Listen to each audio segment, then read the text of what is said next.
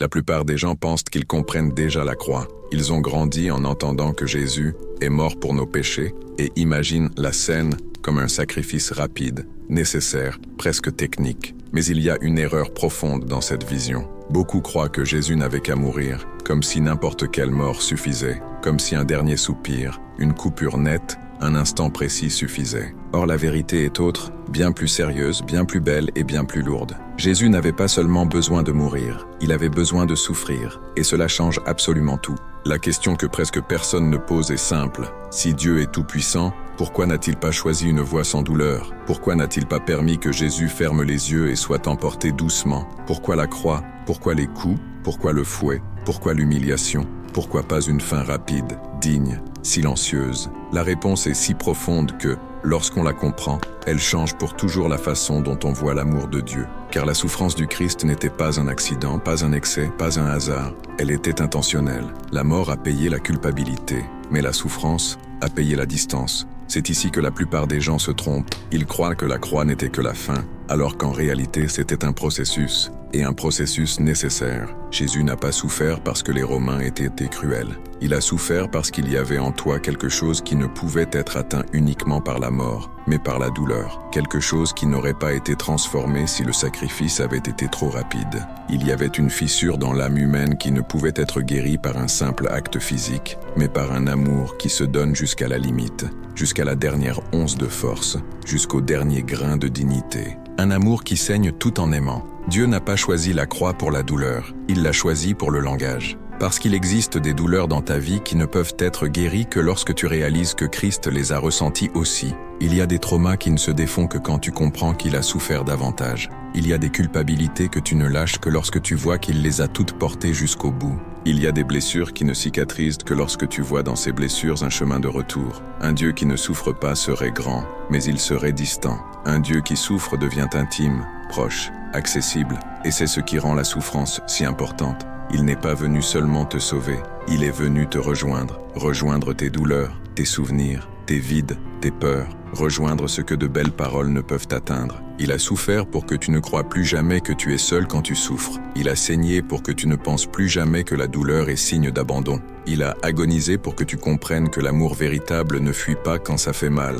L'amour véritable reste jusqu'à la fin. C'est ici, dans ce premier pas, que nous commençons à comprendre la croix pour de vrai. Jésus n'avait pas seulement besoin de mourir, il avait besoin de ressentir. Car seul ressent celui qui aime vraiment, et seul aime celui qui est prêt à aller jusqu'au bout. Et lui, il y est allé. Si on regarde seulement la croix, on dirait que tout a commencé là, sur ce bois dressé devant Jérusalem. Mais la vérité, c'est que la croix n'est pas le début de l'histoire, elle en est le sommet. La racine de la souffrance de Jésus n'est pas au Golgotha, elle est en Éden. Avant qu'un seul clou ne touche sa peau, avant qu'un seul fouet ne déchire son corps, avant qu'une seule épine ne blesse son front, le monde était déjà malade.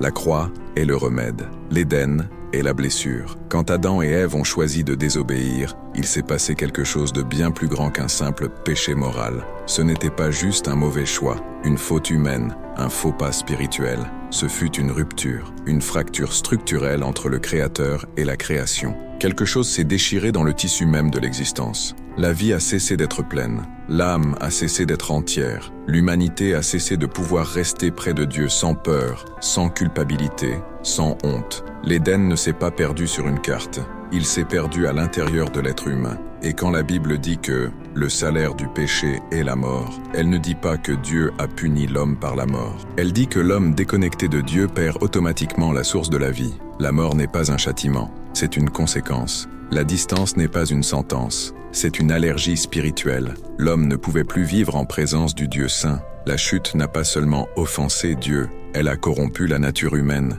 C'est pourquoi la souffrance du Christ devient si nécessaire. Il n'est pas venu seulement effacer des erreurs, il est venu restaurer une nature. La croix est la réponse définitive de Dieu à une blessure ancienne. C'est comme si le ciel disait « Vous avez ouvert un abîme que vous ne pouvez pas refermer, alors je vais entrer dans cet abîme et le refermer de l'intérieur. » Et voici le point le plus profond. Jésus n'a pas souffert pour que Dieu nous aime. Dieu nous a aimés, c'est pourquoi Jésus a souffert. La souffrance est la conséquence de l'amour, pas sa cause. La croix ne change pas Dieu, la croix change l'homme. Quand Adam a péché, il s'est caché. Quand Jésus est venu, il ne s'est pas caché. Il a couru vers ce qui nous éloignait de Dieu. La honte qu'Adam a revêtue, Christ l'a ôtée. La peur qui a envahi l'Éden, Christ l'a affrontée. La mort qui est entrée par l'arbre interdit, Christ l'a détruite sur un autre arbre. Pour défaire l'Éden, il a dû affronter tout ce que l'Éden perdu avait déclenché. Culpabilité, douleur, distance, souffrance, mort. Et c'est là que la souffrance prend tout son sens. Car si le problème de l'homme n'était que moral, un pardon aurait suffi. Mais le problème était spirituel, profond, enraciné. Et Dieu n'a pas offert une solution superficielle. Il a offert son propre Fils. Jésus n'est pas venu réparer une erreur. Il est venu restaurer une humanité. La croix n'est pas une virgule dans l'histoire. C'est le point final à la distance entre Dieu et toi. L'Éden explique pourquoi il a dû venir, mais la croix explique jusqu'où il était prêt à aller. Tu t'es peut-être déjà demandé un jour dans ta vie, si Dieu est amour, pourquoi n'a-t-il pas simplement dit « Tout va bien, je vous pardonne » et fini l'histoire? C'est la question que beaucoup posent, sans comprendre ce qu'il y a vraiment derrière. Car quand on pose cette question, on imagine Dieu comme un juge qui peut alléger une peine, alors qu'en réalité, il est la source même de la vie. Et le péché n'est pas seulement une faute juridique, c'est une maladie spirituelle. Dire « pardonner » ne suffit pas, il faut guérir. Effacer la conséquence ne suffit pas, il faut restaurer ce qui a été détruit. Pardonner sans traiter la racine serait comme un médecin qui dit à un malade du cancer « Je te pardonne ton cancer » et ne fait rien. Le pardon soulage la conscience mais n'enlève pas la mort. Et le péché n'était pas une amende que Dieu pouvait effacer par compassion. C'était une blessure dans laquelle il devait entrer pour la guérir. L'Éden n'a pas seulement créé de la culpabilité, il a créé de la distance. Et la distance ne se résout pas avec des mots, elle se résout avec un sacrifice. Et il y a quelque chose d'encore plus profond. Dieu ne peut renier lui-même. Il ne peut pas faire comme si la justice n'existait pas. La Bible dit que Dieu est amour, mais elle dit aussi qu'il est justice. Et amour sans justice devient permissivité. Justice sans amour devient dureté. Dieu est l'union parfaite des deux. Quand l'humanité est tombée, Dieu ne pouvait ni tourner le dos à la justice, ni tourner le dos à l'amour. Le seul endroit où amour et justice pouvaient se rencontrer, c'était la croix. Et cela change tout. Car si Dieu avait simplement pardonné sans sacrifice, il aurait dit « Mon amour ignore ma justice ». Mais sur la croix, il dit « Mon amour accomplit ma justice ». Comprends ce que cela signifie. Dieu n'a pas exigé de l'homme le prix qu'il ne pouvait pas payer. Dieu a payé lui-même le prix. Le juge est descendu du tribunal, a ôté sa robe, s'est mis à la place de l'accusé et a dit « La dette est tienne, mais le paiement est mien ». Ce n'est pas de la faiblesse, c'est de la grandeur. Ce n'est pas une concession, c'est du caractère. Ce n'est pas une contradiction, c'est l'amour parfait agissant parfaitement. Et voici le point que peu comprennent. La souffrance faisait partie de ce paiement, car la mort seule ne suffisait pas. La mort paie la culpabilité, mais la souffrance paie la distance. La souffrance est le pont entre la douleur que le péché a causée et la guérison que Dieu voulait offrir. Christ n'est pas seulement mort, il a ressenti. Il a affronté l'abandon,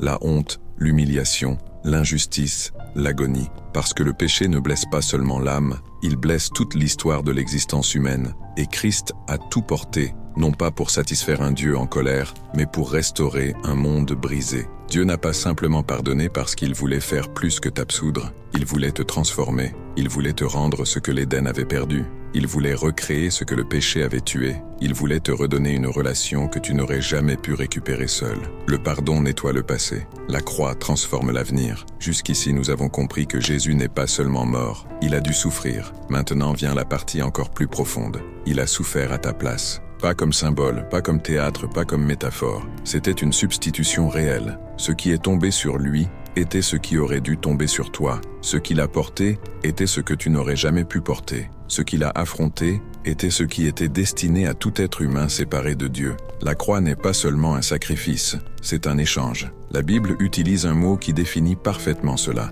Substitution. L'agneau à la place du peuple, l'offrande à la place du pécheur, la vie livrée en échange de la vie rachetée. Jésus n'est pas venu seulement parler de Dieu, il est venu occuper ta position devant la justice divine. Sa souffrance n'était pas un tragique hasard causé par les Romains, c'était un destin volontaire assumé par amour. Il savait exactement ce qu'il faisait à chaque coup reçu. Il savait qu'il prenait sur lui le poids de toute l'humanité. La souffrance du Christ a un nom, le tien. Et voici un détail que peu de gens comprennent. Jésus n'a pas souffert comme un innocent injustement traité. Il a souffert comme quelqu'un qui prenait sur lui des culpabilités qui n'étaient pas les siennes. Il a été traité comme coupable. pour que tu sois traité comme innocent. Il a été humilié pour que tu sois honoré. Il a été rejeté pour que tu sois accepté. Il s'est fait péché pour que tu puisses devenir justice. C'est l'échange le plus puissant de l'histoire de l'humanité. Quand tu regardes la croix, tu ne vois pas seulement Jésus souffrir. Tu vois tout ce que le péché a causé et tout ce qu'il a décidé de prendre sur lui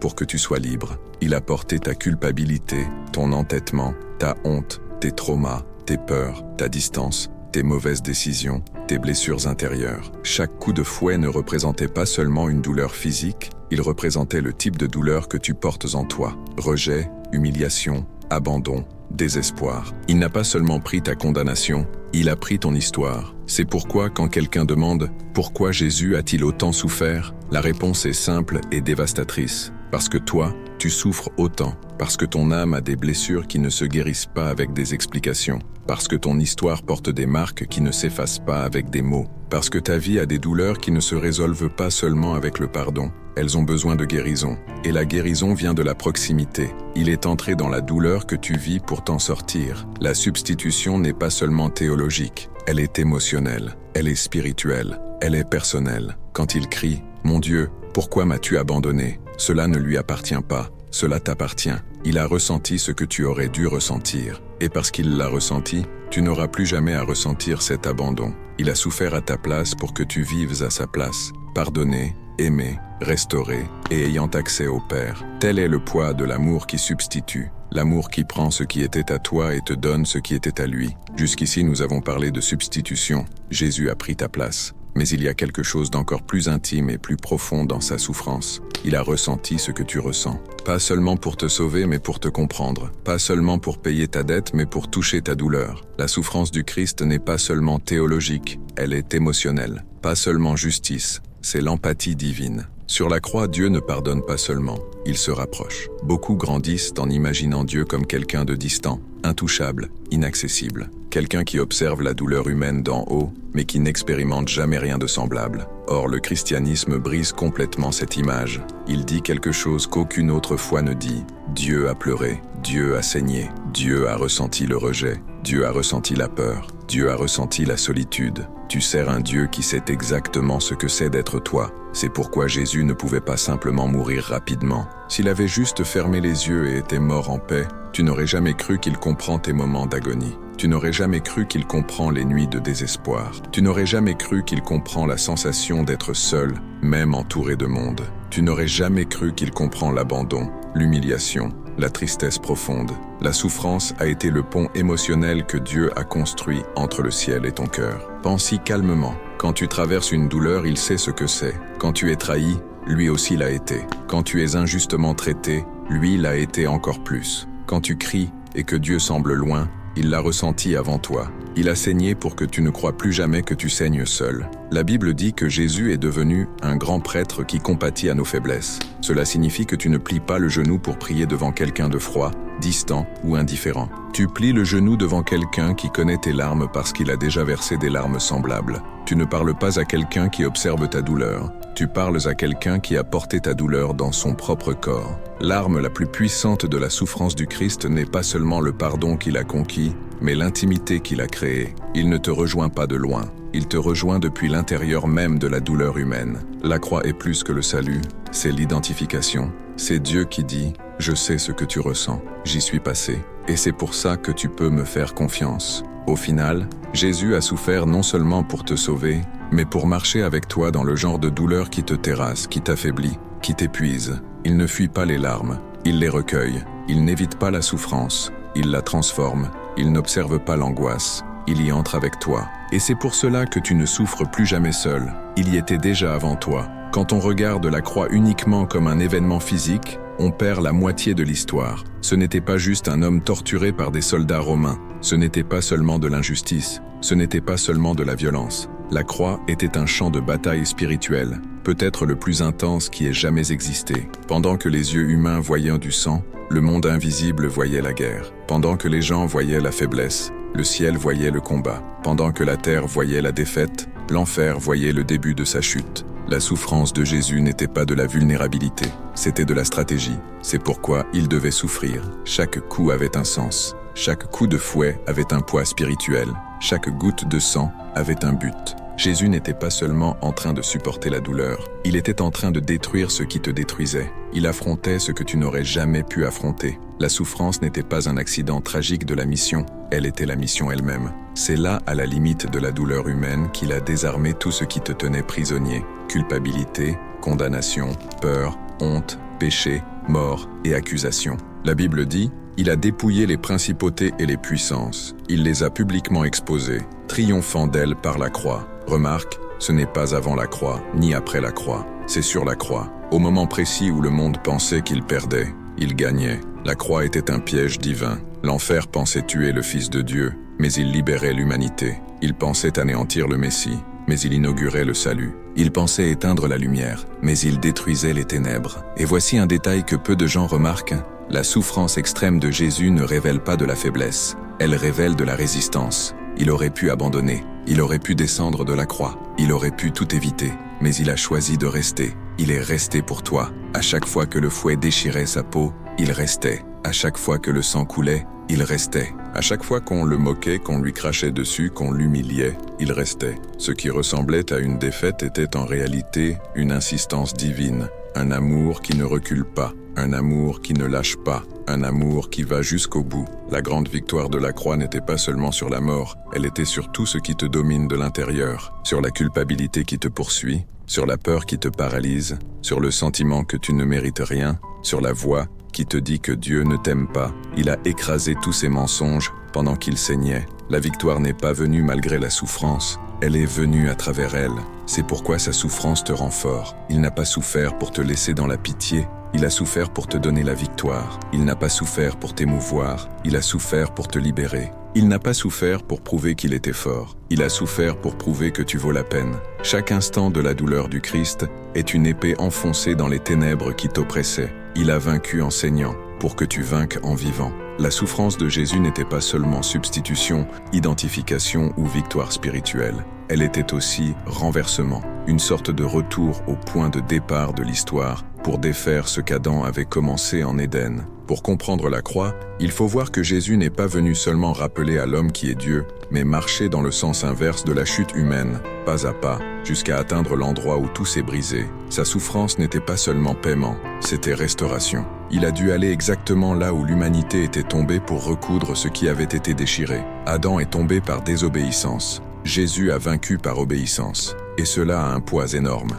Il ne s'agit pas seulement d'un bon choix contre un mauvais choix, mais de la guérison d'une nature blessée. Adam, face à la tentation, s'est choisi lui-même. Christ, face à la douleur, a choisi le Père. Adam a fui par peur. Christ a avancé avec courage. Adam a abandonné alors qu'il était encore facile de résister. Jésus est resté alors que c'était presque impossible. Adam a tendu la main pour prendre. Christ a tendu la main pour donner. L'un a ouvert les portes de la mort, l'autre a ouvert les portes de la vie. La symétrie est impressionnante. Le premier Adam est tombé dans un jardin, le jardin d'Éden. Le dernier Adam a vaincu dans un jardin, Gethsémane. Le premier a choisi sa propre volonté.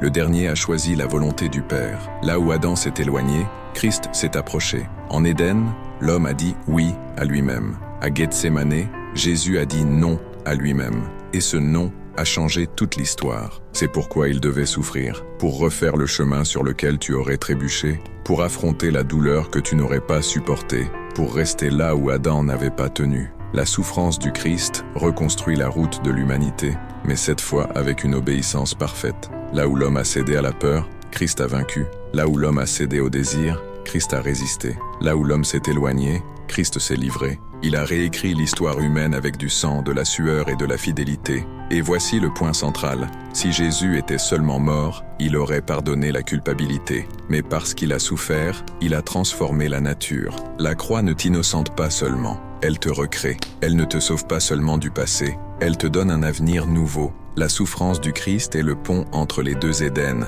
celui que nous avons perdu et celui que nous verrons encore. Il a affronté le serpent qui avait trompé Adam. Il a supporté la tentation qu'Adam n'avait pas résistée. Il a vaincu la peur qu'Adam avait embrassée. Il a pris la place où Adam avait échoué et il est resté ferme là où aucun humain n'aurait pu tenir. Le renversement est complet. Ce qui avait commencé avec un homme qui tombe se termine avec Dieu qui se relève. Ce qui avait commencé avec la désobéissance se termine avec la pleine soumission. Ce qui avait commencé avec la honte se termine avec la réconciliation. Jésus n'a pas seulement vaincu pour toi, il a vaincu à ta place. Et il a vaincu comme tu n'aurais jamais pu vaincre. Après avoir compris que Jésus a souffert pour te remplacer, pour s'identifier à toi et pour vaincre ce qui t'emprisonnait, il reste encore un aspect décisif de sa souffrance, la démonstration. La croix n'est pas seulement un acte spirituel, c'est une déclaration émotionnelle. C'est Dieu qui révèle de façon visible, concrète et incontestable l'immensité de l'amour qu'il a pour toi, parce qu'il y a des vérités qui ne peuvent être comprises que lorsqu'elles sont vues,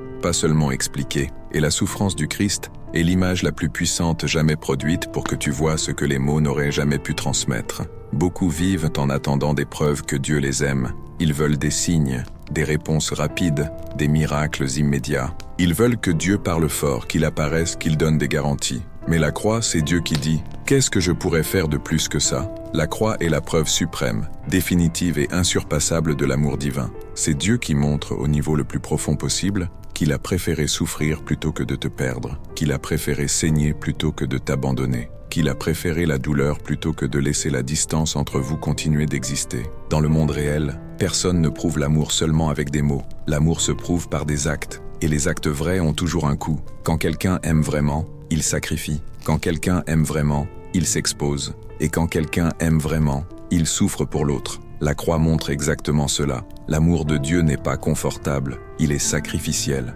Il n'est pas théorique, il est viscéral. Il n'est pas petit, il est extrême. La croix, c'est Dieu qui dit « Je t'aime tellement que je ne laisserai rien entre nous, pas même la souffrance qui aurait dû être la tienne. » Et il y a un détail encore plus fort. L'amour de Dieu n'est pas seulement profond, il est public. Jésus a souffert devant tout le monde. Il a été exposé, déchiré, humilié, rejeté. Il n'est pas mort caché ou en silence. Il est mort, à la vue de tous. Le message est clair, je n'ai pas honte de t'aimer. Pendant que beaucoup cachent leur amour par peur du rejet, Dieu a exposé son amour en sachant qu'il serait rejeté par beaucoup. Cela rend la croix encore plus impressionnante. Ce n'était pas seulement de la douleur, c'était de la vulnérabilité divine. La souffrance du Christ abat aussi le plus grand mensonge que l'ennemi essaie d'implanter dans l'esprit humain, que tu n'as aucune importance pour Dieu. Si c'était vrai, la croix n'existerait pas. Personne ne paie un prix aussi élevé pour quelque chose sans valeur. La grande démonstration de l'amour de Dieu n'est pas dans ce qu'il dit, mais dans ce qu'il endure. La croix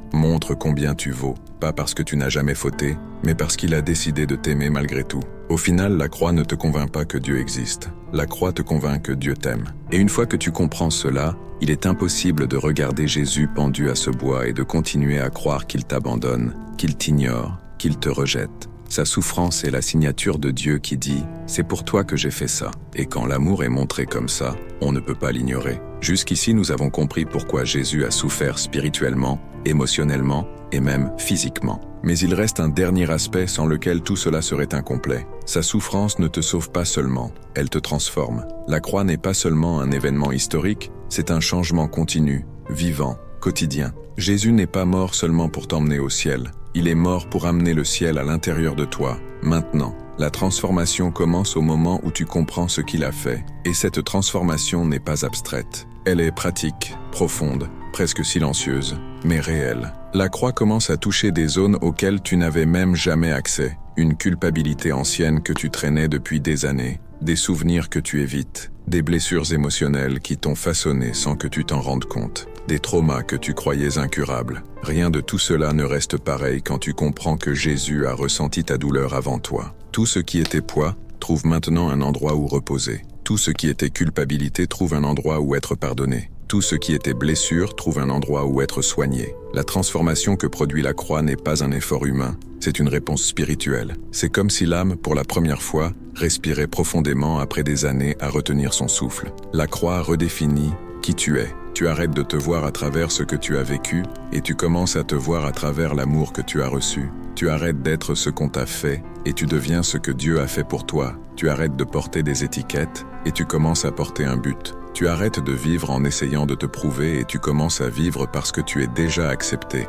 Et cette transformation n'est pas seulement intérieure, elle est aussi relationnelle. Quand tu comprends la souffrance du Christ, tu commences à regarder les gens différemment. Tu comprends que personne n'est trop brisé pour être guéri, que personne n'est trop perdu pour être retrouvé, que personne n'est trop indigne pour être aimé. La croix te transforme pour que tu sois une réponse dans la vie des autres, pas par ta propre force, mais parce que ce qui t'a guéri déborde maintenant. La souffrance du Christ transforme aussi ta relation avec la souffrance elle-même. Avant, chaque douleur semblait un signe d'abandon. Maintenant, tu sais que quand ça fait mal, il est proche. Il connaît le chemin, il est déjà passé par là, il a déjà vaincu là. Et cela change tout. Tu ne souffres plus comme quelqu'un de perdu, mais comme quelqu'un d'accompagné. Tu n'affrontes plus les batailles comme un orphelin, mais comme quelqu'un qui a un père qui a d'abord combattu pour toi. La croix transforme la façon dont tu vis, dont tu ressens, dont tu décides, dont tu affrontes le monde. Parce que quand tu comprends qu'il a souffert pour toi, tu découvres qu'il existe un amour qui ne te sauve pas seulement, il te recrée.